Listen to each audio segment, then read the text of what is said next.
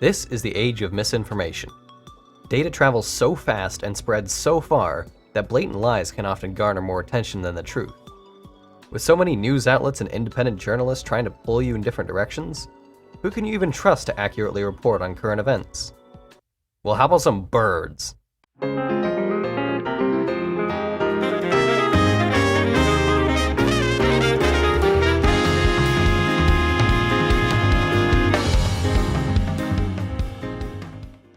Tengu, the eavesdropping, clod hopping, drunk yapping, rumor swapping, photoshopping crazies we've all come to know and hate. I bet that's the first time you heard the word yapping before. Who are they? What do they do? How do they keep getting into my house, and why do they always use that one picture of me where my nose looks comically large? Well, it's a bit complex. Tengu are incredibly smart yokai that are so advanced as a society that they have adopted many of the social devices of the outside world, such as industry, capitalism, authoritarianism, corporate greed, and flip phones, baby! There are 6 different types of Tengu, all of which are arranged into a strict hierarchy based on minor differences in physicality. Ha! There's no acceptable joke I can make here. The subspecies of Tangu are as follows, in ascending order of social standing. Rednecks, furries, what the nose do, burbs, burbs with health insurance, and the boss! Unlike many other yokai, the Tengu live in a society. In Gensokyo, the largest Tengu society lives on the Yokai Mountain, where they have brokered a deal with the god of the mountain that allows them to continue their shifty work undisturbed. These Tengu fund their existence with the revenue generated from absurd fake journalism, such as the weekly Bunbun Maru newspaper. If something stupid happens in Gensokyo, you can bet that it'll be caught in 4K. That is, 4,000 kilometers per hour. Each different class of Tengu has a specific role in the process of producing fresh stories, which I guess makes Tengu society into one massive news agency. Huh. Who would have thought that publishing incomplete or misleading information to the detriment of the public could be so profitable to the corporations behind them? Oh, and if you leave a comment saying that politics don't belong in Toho, I will personally make you eat a copy of Magical Astronomy. So anyway, what are the roles of each kind of Tengu? At the bottom rung we have Yamabushi Tengu. These guys are pretty much mountain-dwelling monk bumpkins. Mumpkins, if you will. They do manual labor around the mountain and are responsible for copying and printing the newspapers written by other Tengu. They used to be Yamabushi monks, hence the name, but over time the two species trained with each other and they pretty much became the same thing. Just above these hicks are the white wolf Tengu. At a glance they may look like simple guard dogs, but they are actually very smart and social. When they aren't out on duty chasing down yokai, they like to enjoy relaxing, brewing tea, and competing in 5-dimensional chess. Wolf Tengu also possess exceptional martial prowess, and spend a significant amount of time dueling other Tengu to sharpen their wits. So don't, try to pet the dog. Hanatakatengu are the redditors of Gensokyo. They're also the businessmen of Gensokyo, but rather than going out and actually learning anything about the world of business, they sit inside reading news articles that the other Tengu put out and equate that with going to business school.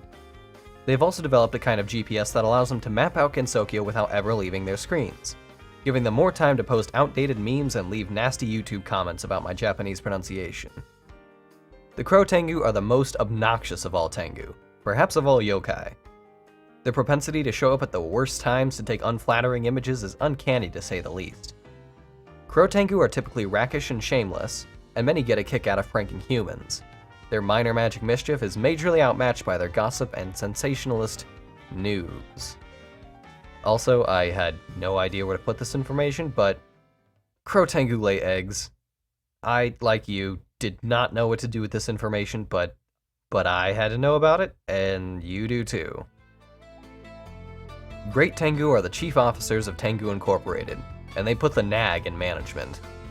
If a great Tengu gives a lower-ranked Tengu an order, it must be followed.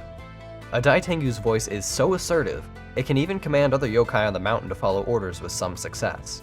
However, with great domination comes great responsibility. Dai Tengu are forever stuck in management hell, stuck with the responsibility of keeping other Tengu on task with no chance of being promoted. This drives many great Tengu to use their subordinates for more personal tasks. Some Dai Tengu also rub shoulders with Oni, though to what end it is not quite known. Tenma is the big boss. All Tengu ultimately report to the big cheese of the Tengu Mountain, who in turn reports to nobody.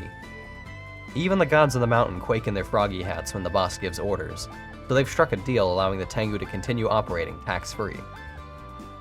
Now, as usual, let's take a look at some notable Tengu in Gensokyo. The most iconic Tengu brand Tengu is Aya Shamemaru. Aside from being Zun's girlfriend, Aya is primarily known for being the top reporter in Gensokyo. She is the fastest of the Crow Tengu, possibly the fastest of all yokai, most likely due to her aerodynamic cheekbones and fantastic legs. She also enjoys whispering sweet nothings into the wind to use for her newspaper articles. Her control of the wind can be used to slander the Shrine Maidens, raise tensions between the surface world and the underworld, and spread outlandish conspiracy theories about how the Lunarians are putting drugs in the mochi to turn the friggin' rabbits gay. Wait, that one's real. Rival to Aya and second best journalist in Gensokyo is Hatate Himikaido. Unlike Aya, who goes out and snaps photographs for her news articles, Hatate just downloads pictures she sees on Twitter and takes credit for them. Though, of course, she has to compete with the Bunbun Maru, so she will sometimes get humans into drunken fairy fights and film their reactions. She can type any words into her phone and find images of them, which means that she sees the sun about as often as any other checkmark. Many other Tengu look down on her, but that might just be because she never bothered to install Source. She's also probably a princess or something, I don't know, probably not important. So what did we learn today? Well, journalism sucks, don't talk to birds, and if you feel a sudden gust of wind, keep your skirt down.